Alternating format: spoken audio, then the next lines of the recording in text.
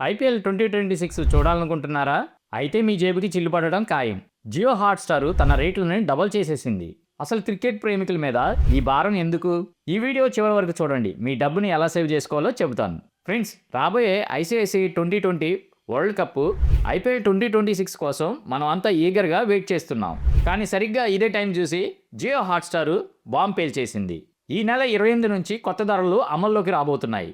ఒకప్పుడు 1499 ఉన్న premium plan ఇప్పుడు ఏకంగా 2199, అంటే దాదాపు రెట్టింపు అన్నమాట.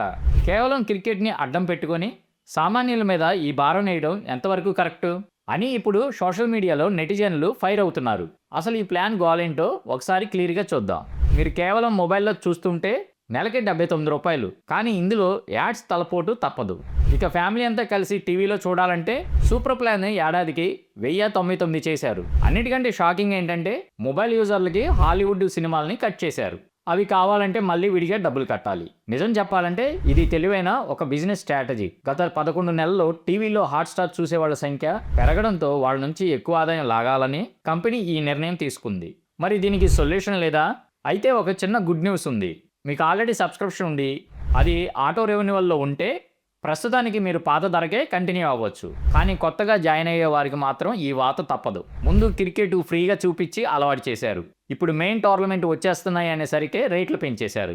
ఇలా రేట్లు పెంచడం మధ్యతరగతి క్రికెట్ ప్రేమికులకు ఒక పెద్ద దెబ్బే అని చెప్పాలి. సో ఫ్రెండ్స్, క్రికెట్ టైంలో ఇలా రేట్లు పెంచడం మీద మీ అభిప్రాయం ఏంటి? ఇది అన్యాయం అని మీరు అనుకుంటున్నారా?